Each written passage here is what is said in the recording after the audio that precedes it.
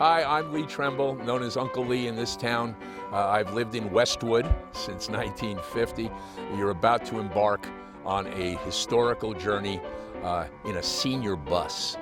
Who knew that I was ever going to be in a senior bus? To my left, your right, is Lee Hooper, far more my senior at 85. And to my right, your left, is a look-alike, a doppelganger from our first mayor, Isaac Bogert. This is Jim Gines. He's a historian in town. Linda Salib is behind us manning the fort with all of our displays out. The second Saturday of every month, we open the museum and then we kick off hopefully many of these bus trips. We ride around the town. We go down Westwood Avenue. We do some of the historic side streets. We try to tell some stories, and they are stories, and they all have a filament of truth through them. But the embellishments are what makes the whole trip fun, because what I don't make up, Lee Hooper can make up, and then we have Jim Gines telling us, no, that's not correct, and then off we go. One quick shout out of sadness. We all do, even in Westwood, miss Vito Trouse, and that he was the heart of Washington Township.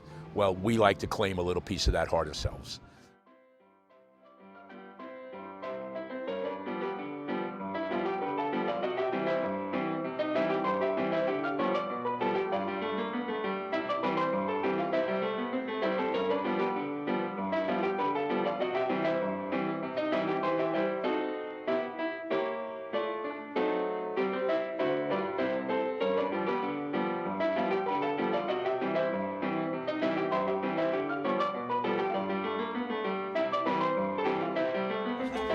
Has everybody got a spot?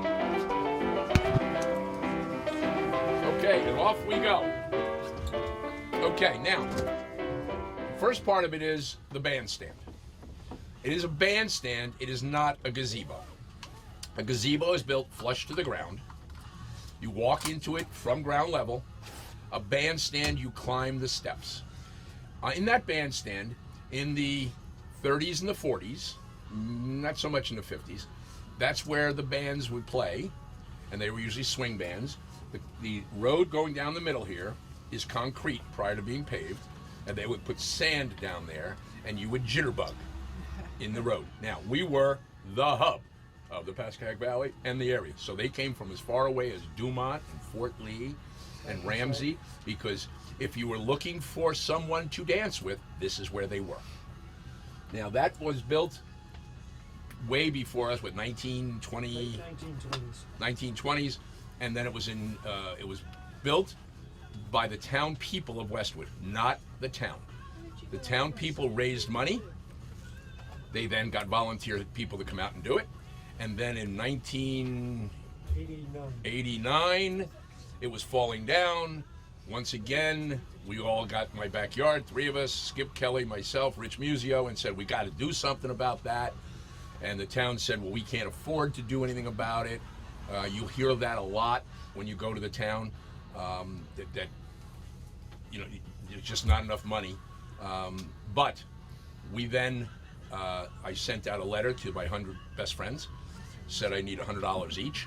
I got $100 each within 2 weeks. That was our $10,000 of start money. And then we went out and we got people to donate free time, and we built that at zero cost to the town. Now, after the war, this area that he speaks of, with the concrete street, used to go right on through to the main street, to Westwood Avenue. But you can see they turned it around. But that used to be an area where they parked the buses back in the day. They used to call it, is where they deadhead the buses. And after the war, we used to have what they call block dancers here in town. And that's what he referred to when he said the hub of the Pascagoula Valley.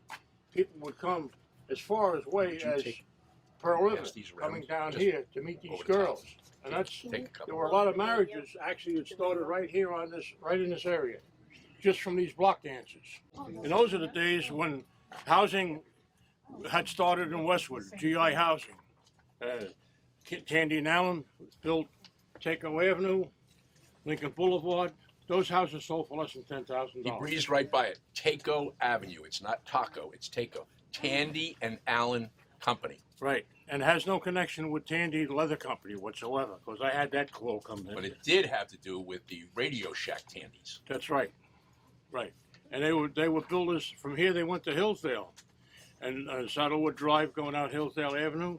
When you lived up there, a lot of people from Westwood did move up there actually, and they were houses I think that sold in $160,000, $170,000, which was a lot of money back in the day after the war. It really was, because people came home and Lockerbie Lane, for instance, was another settlement here in town that started after the Which war. I lived in.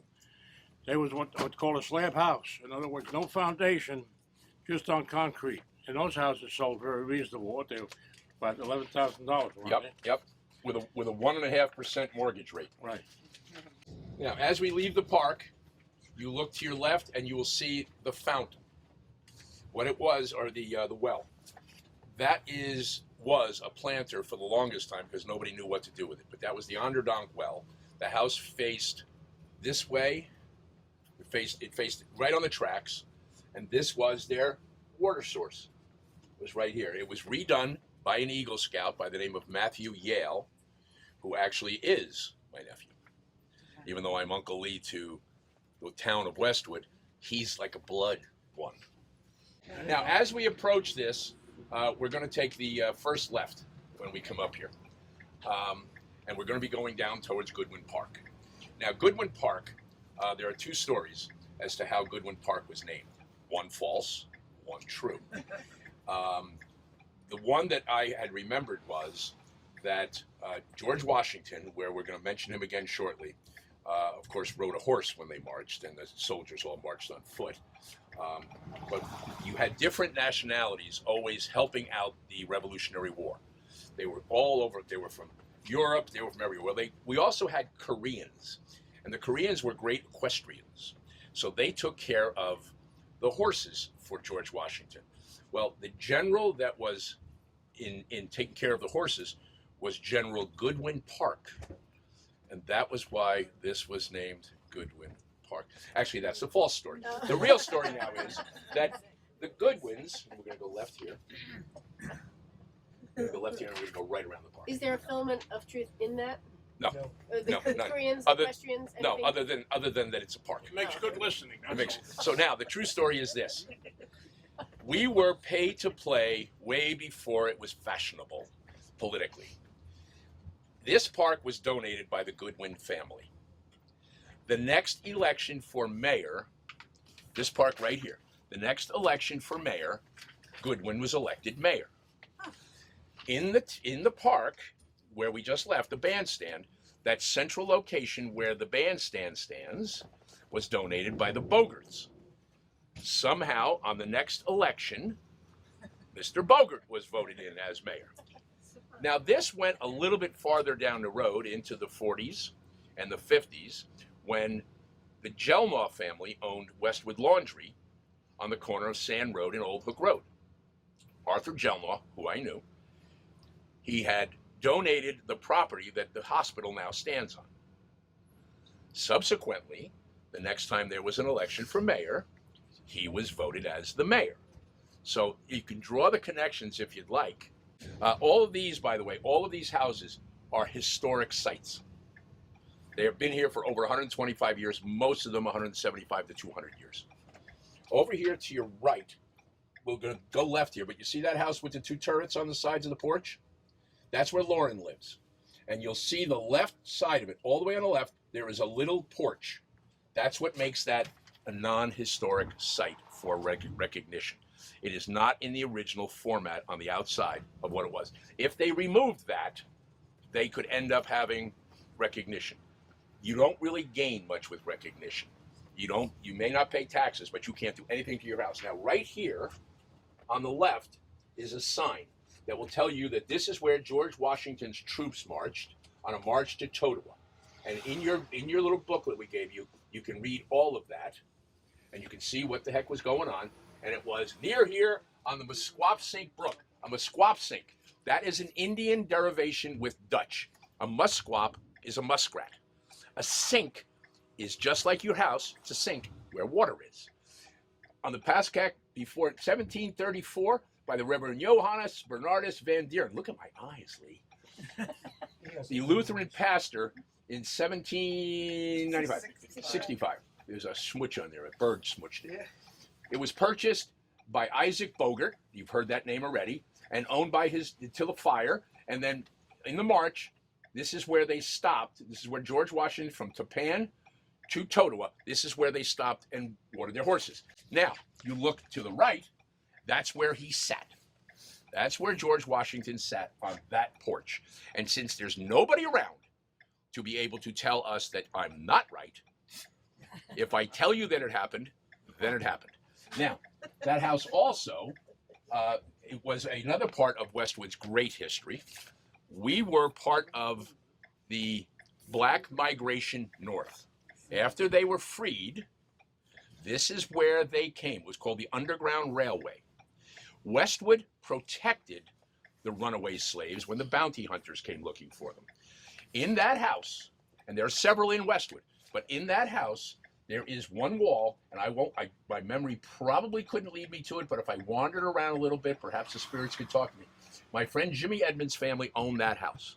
We used to play hide and seek in that house, and you could hide in the walls that the slaves hid in.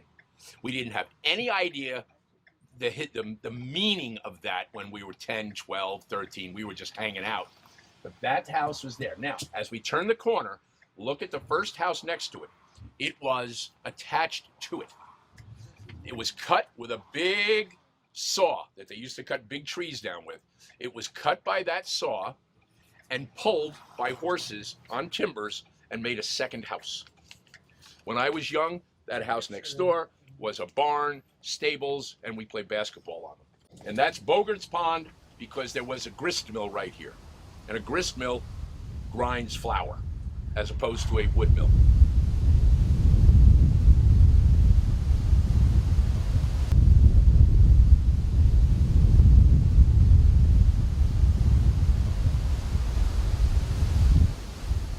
Now, this house on the left-hand side on the corner of 2nd Avenue, you finished? Yep. During the 50s, a fellow by the name of Fred Link owned it. I went to school with his daughters. And he had made the first two-way radio for police cars in the country. In this particular house right here, he worked in his garage. He developed the radio. Former mayor. That's right. Link, L-I-N-K. His opponents, of course, referred to him as the missing link. Don't finish that sentence. It was unbelievable. Nepotism. It was everywhere.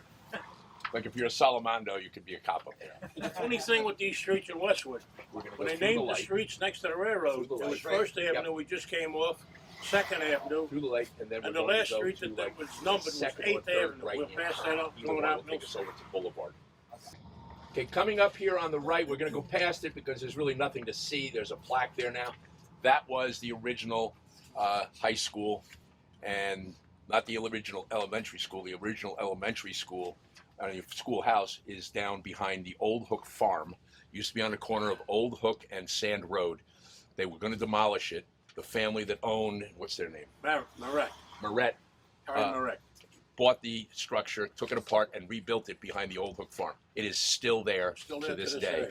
It is stored with, if you ever watch the Antiques Roadshow when they pull up the side of the road and they start walking through history and the guy's got shells of cars all over the well, you go in, if you could ever talk him into letting you go into the back. Where is that? Old Hook Farm. No, where is that? Right on the hook of Old Hook. As you drive out of town, it's actually in Emerson. And when you cross into Emerson, you look on the left. It's a nursery. It's there. It's the Old Hook. It was the Old Hook Farm, and they had orchards back there and all of that. And that's the original elementary school? That's the original elementary, the one-room schoolhouse. That's the structure. The original schoolhouse was on the corner of my grandmother went there, on the corner of Sand Road and Old Hook Road. When they put the tanks in, Joe put tanks in for propane. Believe it or not, they hit the foundation of the original school. Now, coming up on the left, you'll pass David Hooper Drive. And that was named after Lucien Hooper, who lived right here on the corner. Lucien Hooper's son. He was a mayor at one point, too, and he lost, I believe, two boys during the war. Lost a son in World War II and never recovered. He ended up coming to see me on a regular basis. He lived the moment of his son's telegraph coming to the house forever. His wife used to drop him off to me in the morning, and I would sit outside on the bench if the weather was right, and he would cry every single Saturday. And he wrote a book, The Best of Times, of which I was given the last 100 copies of his book, which we have down at the train station. He was also very, very big in the stock market. He wrote for Forbes, the big money magazine. He had a column in Forbes. And when the big crash happened, the big one, he had every one of his clients out of it.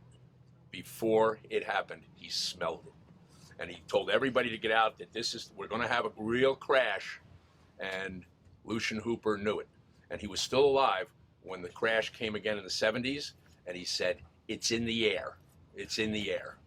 When I grew up on St. Nicholas Avenue, which is right in the back of these streets here, and there was a cattle dealer back here in the 50s who wouldn't believe it, but they had cattle in their backyard right here in this area. Westwood is confusing with these roads because this is what they call the boulevard, and also down at Hegeman Park is Westwood Boulevard. We just came off Bogut Place, and past the Five Corners is Bogut Street. So for people coming into town, it's very confusing with the names of these the streets. Now here is one of the oldest structures still operating as a business. It's owned now by George Mullhouser. He builds fine furniture. I could not afford to have him build anything for me because he builds you museum pieces. And he makes the roll top desks from scraps of wood and leather, and the stuff is ridiculous, just unbelievable. Well, it was originally Bogert built furniture, and it was built in 1820. And this is one of the houses. This is the house they lived in, and that was their workshop. And George still has it. And if you ever walk by, pretty much during the week, during the day, you can go by. The door will be open. George will be in there with his very, very long leather apron on, and he'll be milling something down. He's the guy that milled us the wood for the balustrades on the bandstand. It was a felled poplar from this town. He then took it to his mill that he knows. They cut down into boards. He then let them age, so they wouldn't warp. He let them age. Then he cut them into the exact size that we had for the plans for it, which was exactly what it was. And he rebuilt the balustrades. I was the stacker because I had zero skills. So he would cut, and then he would give me this and tell me, go put it with one that looks just like it. And I would walk over and I would put it next to the one that looked just like it. And this is where William J. Martin's office is. If you ever need it, if you ever disagree with a zoning board complaint, you can knock on his door. He will not enjoy the fact that you found him, but you can certainly go in there and say, about that decision about the brew pub, maybe that shouldn't be on Westwood Avenue. You know, I don't know, just a current event. It didn't happen yet. Well, a little follow-up. there's an attorney at it that usually wins. Yes. Follow-up. You're talking about stuff that George has built.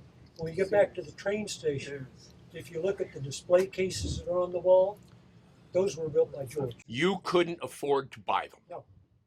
And he built them for us for, I think, $100 a piece or something. Didn't he do Oh, that? the council chambers, if you look at the front, if you ever have to go to court and you see the town symbol and where the big mucky mucks all sit up in the front, that George built. He also built the altar in the chapel at St. Andrews. He also built the case that we now have, the original fire chief's uniform, and his name was? Tom Ed Brickle. Tom Ed Brickle. My great-great-grandfather. And his helmet, his fallout jacket, his megaphone, because they didn't have loudspeakers, he would go, okay, it's here. And that's there now. And all of this stuff, everything we've done, when you see the antique show in the park, all the money we raise, we give right back to the town. The big rose window in the back of the court chambers, as you walk up to the top, we gave that to them. You'll see the thing about the Declaration of Independence there. That was being bulldozed in the middle school, in the old high school. We got in there the week before they bulldozed it down. We got it out, we had it cleaned up, and we donated it to the town. What we love to do. Mayor's pictures? the mayor's pictures. We found every mayor's old picture, framed them and hung them, which was the greatest fun. When have you not thought about hanging the mayor? We hung them all. Looking forward to hanging John. And we'll be hanging John soon. He gets one opportunity to choose the picture he wants. And when he drags his feet, AKA Tom Warner, then we pick the picture that you're going to be up there, because we have a historical obligation. And if you choose, so I've seen his Facebook page once, and it was like he was 20. I'm going to guess he's going to pick that with his long hair and a hippie look. I think he's probably going to pick that. I know it. Somebody showed that to me. I'm not on Facebook, so you can't yell at me. Okay, now we're going to go left. We're going to go left here, and will you identify the houses that were moved from the park? Some of these houses, you got to realize when the park was dedicated, all the houses in the park where we started out had to be moved. So what they did, they actually moved the houses with horse and wagons back in the day to different locations. As we make the turn to the left, you'll see there's a two-family house right here, behind that black truck. The greenhouse. The greenhouse. That was moved from the park. And also the house behind it that was the original Cain, C-A-I-N house.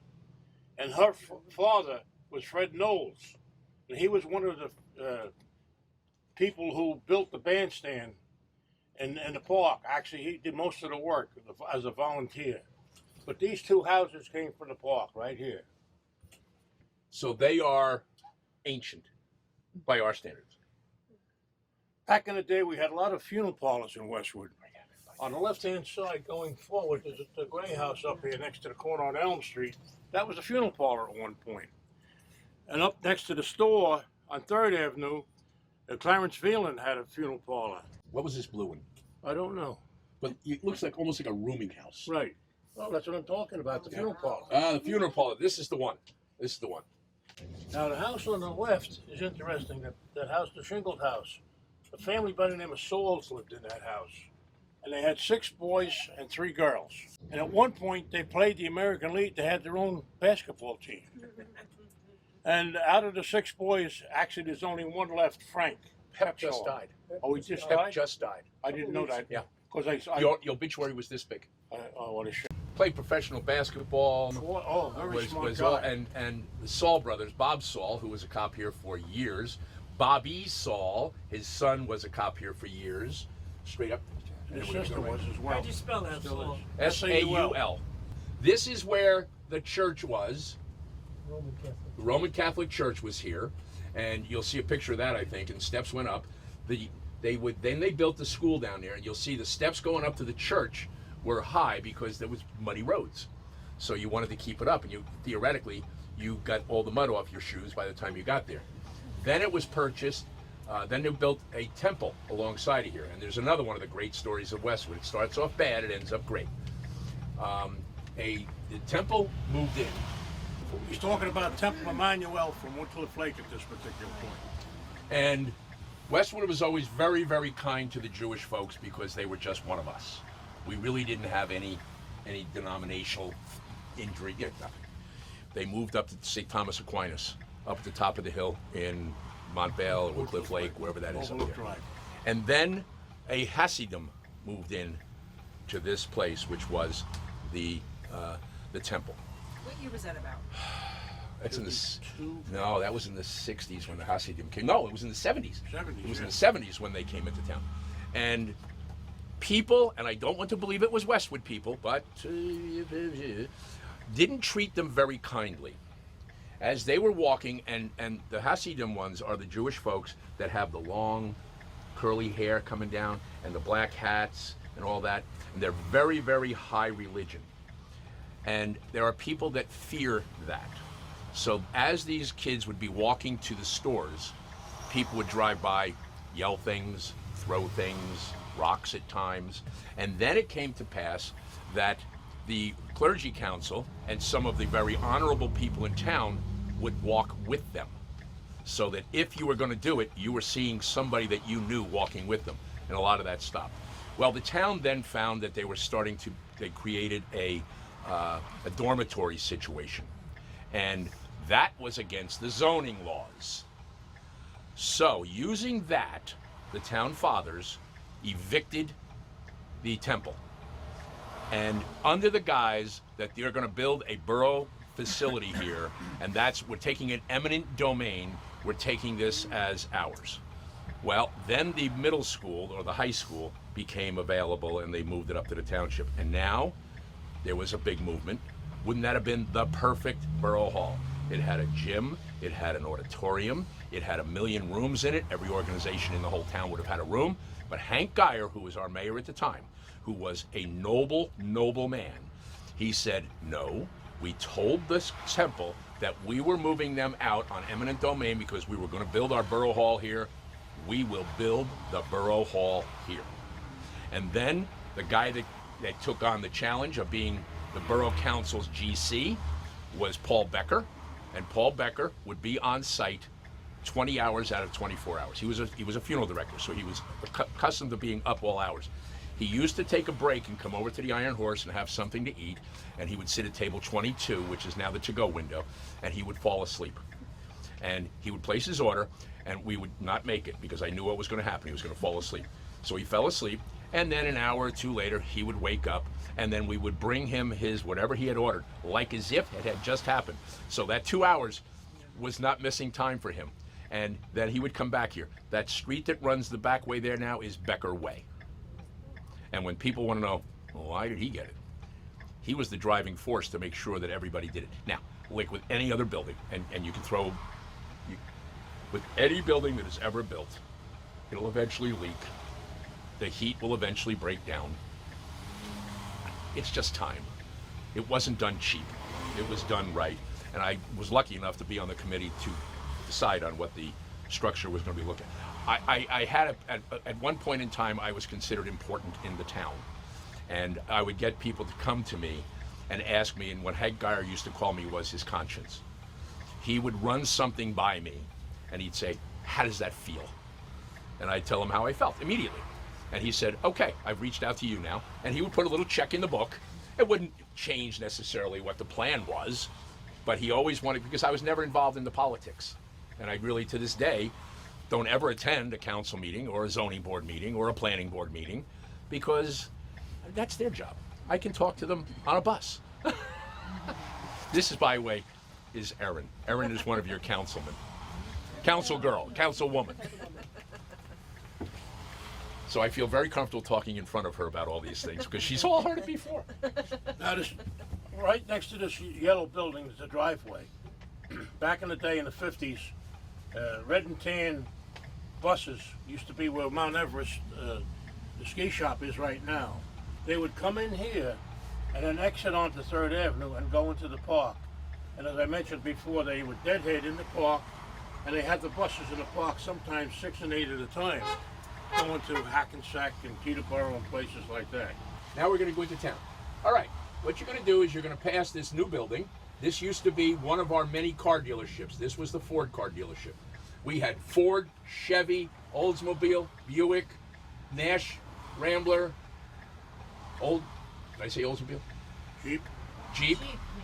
We had, this was also the hub of car purchasing. Like there is now, the runs on Route 17 that it's car dealer, well, that's what we were. We had them all. Now, that's where we're going to go straight through. This is where the car dealership was. And of course, everybody that goes to build new always thinks they know everything about everything. And they never like to talk to the old people. Well, now they're finding that the soil is tainted. How could that happen? It was a car dealership. Well, what do you mean? Well, they all had their own gas tanks. And they all did what we did, and it's unthinkable, but I used to work at the gas station at the bottom of the hill, filling up tanks, and we used to clean windows and all that. And I also did fluid changes. And then we would go out the back door and dump them into the pit. Yep. Now, nobody thought about anything back in 1964, but they found that. And they said, well, how'd that happen? Okay, next here is my other house, the one that I spend more time in than the one I live on. That's the Iron Horse. It used to be Myers Park Hotel. The upstairs porch used to come straight to, that was the roof. The whole thing was pulled forward. The building on the right here was added. The building on the left was added, those 2 wings. And that was Myers Park Hotel, and it was built in 1869. So it's 150 years old this year. And it's also the same year that they drove the Golden Spike to connect San Francisco and New York on the railroad. And the reason that was built in 1869 is because the trains started to arrive in Westwood in 1869, and the carpetbaggers, which are the guys that would carry a bag that was made of carpet with all of their goods to sell, they had to have some place to stay, so there they are. There are some spirits that wander around the halls and the dining rooms. They have been seen by many.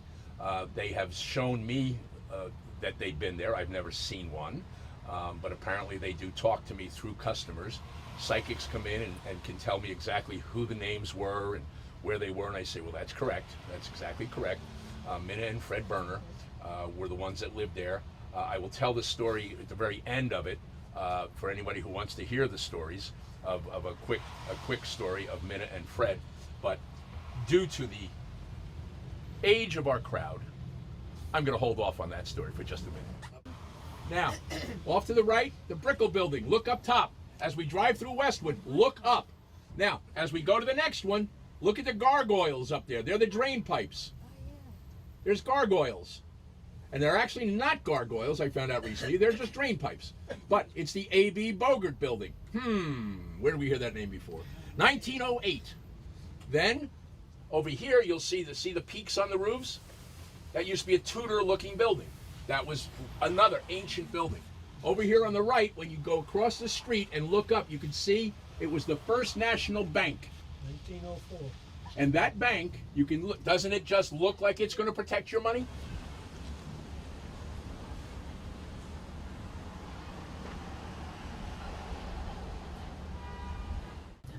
It was built so big vaulted ceilings. Now, as we come up here on the right, we'll go. This is Conrad's. Conrad's has been here forever. And Conrad's is where you used to take your girlfriend for your first date, and you'd go to the movies, and then you'd go in there and you'd order a malted milk or a milkshake, and it would be delivered in one glass with 2 straws. That's right. And then you would have the 2 straws so that when you were both sipping on your straw, you would be this close. And then, of course, you'd let your girlfriend have the first pull, and then she would, of course, finish the whole thing, because there wasn't anything more beautiful than a young girl going. Now, the building we just passed on the corner of Westwood Avenue and Fairview, that was the first telephone office in Westwood on the 2nd floor. And that controlled everything north of Westwood, all the way up to the Montvale line. You'll notice that where the gap was, look up top, and you'll see a very strange shape on the building. That was an old movie theater. That's right. That was the marquee. Now, this was all just houses. There was nothing down here.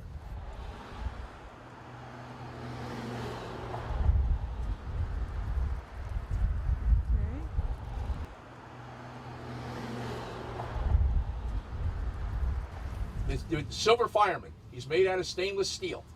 It was made by a guy by the name of Idle Brower. Idle Brower. Now, Idle Brower made that out of pieces of stainless steel. He was an incredible artist. The face of the fireman is a culmination of 3 faces from Hillsdale's fire department. Because if you're going to make a statue and use a fireman's face in a town and you don't pick me, well, get somebody from the other town and make it a culmination. The only thing he put in there is the little child that is in the fireman's arms is his daughter, Emily. And Emily is forever going to be remembered in that statue. And this park right here, technically, legally, not sure how, this belongs to the fire department. That's why there is a creche in it, because it is technically private property. I was active in the fire department living in Westwood at the time. We had a fellow by the name of John Lonica, who was an ex-chief. And he took it upon himself to speak to the council and make that the park a Fireman's Memorial Park. That was back in 52, 53. Now this road here is Westwood Avenue, or Harrington Avenue. This one here, if you get to the old maps, is where the train route was going to go. There was going to be a train route going from the Hudson all the way out. So you'll see that there were and you'll see the way it goes, and then when you get to the bridge, which I believe is the Vietnam Veterans Memorial Bridge now, that's where it changes its name back to Westwood Avenue. that right? That's the story I've been told. You've got to understand, these stories we're telling you were told to us. And we Berkeley don't- School. Berkeley Avenue School, right. It's Berkeley. That was built in 1932 as well. There was a lot of stuff going. WPA was involved in a lot. That's the work program. And we're going to go all the way, sort of bend to the right, and we're going to go to the stop sign, and we're going to take a right. Now the house, the street on the left, another confusing street, Bogut Place, right? Mm-hmm. 4 houses on that street came off of Westwood Avenue. Beyond when I was a kid, there were houses, as he mentioned, beyond the post office, and 4 houses on the street came from that area on Westwood Avenue. Now, back in the day, after the First World War, all this, my grandfather told me this story, all this area back in here was Victory Gardens. This was undeveloped back in the late 30s. And a victory garden was you were given a parcel by the town at no fee to grow your own vegetables, because food was a very difficult thing sometimes to get your hands on, so you could grow your own. This one here is Lockerbie Lane, and it's a big horseshoe. It comes right out the other end. Named after a veteran. 2 veterans. They were both killed in World War II. You'll also notice on that sign, do you see has little flag holders on it? Yeah. Every town, every street in Westwood that was a veteran that is on the war memorial across the street from the Iron Horse, on Veterans Day and the 4th of July and Memorial Day, the town puts flags in there to designate that that's what was there. Over here was the original farmhouse of this whole area. This was, you can see in the back, there's a stable. In the back, they're still hanging harnesses from the horses. You can see on the garage, there was a carrier pigeon location where they would send out pigeons. And this is actually the back of the house. And then the porch was built on later because the farmer that had it here faced the brook and the sunrise, not the sunset. So when you go in there, and you can come anytime you want, there is a foundation of rocks similar to the ones you see in the front. These are 2 Japanese maples that didn't have a chance to lose their leaves. It got too cold too fast. And there is where Uncle Lee lives. That's my house. And right here was a doctor's office on the left. And that was Dr. Levitas and Dr. Phoebe Hudson. We had a woman doctor in town in the 50s. Way before, Westwood is so progressive that quietly we did enormous things. The Revolutionary War, the hiding of the slaves, the housing on Sand Road in Hegeman Park. And Lee, you tell the story of Hegeman Park. Well, Hegeman Park basically there were 2 builders that came to town, as I understood it. This is Sand Road. Sand Road, now we're talking. At that point, Sand Road went from Harrington Avenue out to Old Hook Road, and that was Hegeman Park back in the 30s. And they started to build houses. Well, most of the property was owned by a fellow by the name of I.J. Demarest, who had a Chevrolet agency in Westwood on Jefferson Avenue. And actually, Which is now those 3 restaurants, Meza, Right. Thai, and Well, Oku, Chuka, Ria. So I.J. Demarest was a real progressive guy, and he had a lot of money, no question about it. And he had the agency there, and when that car came in that wasn't a Chevrolet as a trade, he didn't want to put that car in the lot to sell. So he took it down to Hegeman Park, and where the basketball courts are now in the recreation area was a great big culvert. And he used to bury the cars, including brass cars, Fords and things like that, in that culvert, eventually cover them over and throw more cars in there. So that was basically a junkyard for Westwood for his automobiles that he didn't want to sell. So now that location, to the right of the courts, has just become one of the most important pieces of property in our town. The mayor and council and Habitat for Humanity agreed on a trade, good vibes for property. And we got the good vibes and they got the property. And they're going to build a house on the slab, and they called in the Heritage Society because finally people that build started to catch on. Why don't you ask the old guys what's where? And they did. And we knew who the house was, who lived there. I had lunch in that house as a kid. We got in touch with my buddy Monty Lucius, who then filled in a lot of the blanks as to what was in that location. And then as they started to dig, I said, and be wary, when you start to dig, you're going to start to hit the burned out frames of Fords, not Chevys, but Fords, because I.J. Demarest, who owned a Chevy dealership, wanted to make the Fords vanish. So that's how he made them vanish. The next turn we're going to make, we're going to look to the right. You're going to see it. It's known as the Bird Sanctuary. It was Overbrook Park. Overbrook Park used to be a mill pond just like Bogart's, but this was a wood mill. And right at the right here, down at the bottom of that bridge, there was a mill. Off to the right here, now you see it's like a swale? You can see that would have been a pond. And the pond would have gone, and you can see the creek is rising. Down there was the mill, and there is the millstone in his property to the left of it. They just finally put up a sign that's actually made out of wood. This was an Eagle Scout project, and he put some birdhouses up, and he made a sign. He's supposed to be making a kiosk to tell people what they can see here. Because what you can see here on a daily basis, and I live down there, so I drive by here every day, there are herds of deer, there are foxes, there are raccoons and skunks and muskrats and Canada goose and every bird you can imagine, and that's it. Now the houses across the stream, used to be part of Overbrook Country Club. And Overbrook Country Club had a big fire, so they fell down. That's where the Randalls lived. That's where Kate Randall and Harry Randall lived over there in that house. And it was a country club, and the country clubs back then were not golf courses. It was tennis, and it was basketball and baseball. And the baseball is the part that brings us to the next part of the story, which is it was the location that Shoeless Joe Jackson played 2 games for the Westwood Nine. Now, Shoeless Joe was not a really smart man, but he knew how to play baseball. And he couldn't sign anything, so if you ever are offered a Shoeless Joe Jackson autograph, he didn't write it. His sister may have written it, but he signed everything, even his contracts, with an X. Now, he played for the Westwood Nine, and not being a bright man, Shoeless Joe Jackson named himself Johnson for the sake of the game. And then, if you ever see the movie 8 Men Out, if you watch that, there is a catch made by Shoeless Joe Jackson in it, over his shoulder, like a Willie Mays catch, and he caught it, and that was when he was supposed to be under and they said, that's Joe Jackson, that's Joe. That happened on that field, right there. And that is documented in the New York Times. And we all know that the New York Times never lies about it. Now straight ahead, as he comes out to the turn onto the street here on the right, Westwood Avenue, we had a doctor in town, Dr. Goldberg. And his original office was right there in the house, the last house on Bogart Place.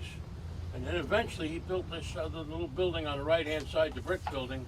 I guess there's still a doctor in there, isn't Yep, it? a dentist just moved in. Lee, you mentioned the storied history of Westwood coming into really being after the trains came, but I think you have to remind everybody that Westwood was part of Washington Township. Not only was Westwood part of Washington Township, Right, Julie? Washington Township was the lead name. Emerson was part of Washington Township. Rivervale was part of it. Old Pan was part of it, which is why you still see Old Pan still has our mailing address. That was all about World War II and mailing World War I and World War II. Well, that was your mailing address, was the post office in Westwood. So the military had you as, we didn't have zip codes, but 07675 would have been the zip code. And then Washington Township then did it. Now, Washington Township, while we're driving to the next Westwood place, Washington Township has a church called Our Lady of Good Counsel. If you look at that, and for fun now, go back into the train station for a second and look at the poster that we have of that. That was a cow barn. And every single, the Ripkemas used to own that plot of land there. And it went all the way back to Schlegel Lake, the lake that's back in there. And that was where the cows were every day. And then the Ripkema boys would have to go get all the cows in, milk them before they could go to school. I knew the Ripkema boys. I worked for Bob Ripkema. He was delivering papers, and I was delivering the Daily News in the morning, and then the Bergen Evening Record, which came out in the afternoon. The Bergen Evening Record was the one that would have all the West Coast ball scores in it. The Daily News wouldn't, because they went to press before the games ended on the West Coast. And if you look at that, he could tell you the name of every cow in every window, because cows, when the cows come home, when they always say expression, when the cows come home, well, cows come home when it's milking time and they're starting to feel a little bit full and they want to get milked. They would bring the cows in and milk them. And that's the story of that. Go ahead. That building on the right was the first, Dr. Levitas built that. We passed his house down the Lion Place. That was the Westwood Medical Arts Building. That was the first medical building of various... This is the bus route. Isn't it brilliant? What would be wrong with Old Hook Road? It's a county road, and it's very difficult to change all that. This building on the left used to be a car dealership, and then it was a grocery store. They called it the Big Leader. Was in here. That was in the days of the box boys, when they'd come out with your groceries in a paper box. This was Demarest Chevrolet. Oldest Chevrolet dealer in the United States. Look at the building, you look at old pictures, and the architecture still looks pretty much the same. Yeah. And we donated, because they never paid us, we donated the pictures to the builder, the property owner. He was going to make a very large donation. You'll see them all over his buildings in Westwood. But since we never got paid for them, it's actually considered now a donation at this point. Someday somebody's going to whisper in his ear that he forgot to pay us. Okay, and the firehouse. Now the firehouse, there was a movement once to move the firehouse. If they try to move the firehouse, they lose the property. That was also donated based upon it will always be the firehouse. So then they rebuilt it, and it was delayed because, as with most organizations, the only thing that stopped the construction, and so much of it was going to be granted, the fire department couldn't even get together on what color the doors should be. So then, and all these kind of things. So when you have those factors in there and you give them the right of only veto, is the fire department. Like the only right of veto at the Home for the Holidays parade is the fire department. If they say they're going to move it to Saturday, then it's Saturday. If they say they're going to do this, then it's going to be that. That's their parade. The Chamber of Commerce and local friends all help to make it bigger and better, but it is still the firemen's parade. And this is open second Saturday of every month from 10 to 12. And every Wednesday night, usually about 7:30, there are the archivists here. So if you want to see your neighborhood, your house, what it looked like then you can come in and take a look. And we have scanners so we can make pictures and you can take them with you. Thank you very much for watching. We would do our very best to entertain, which is what storytellers do. We entertain. We are historians, but we are storytellers first and historians second. And we will always not mislead you, but we will make history come alive for you.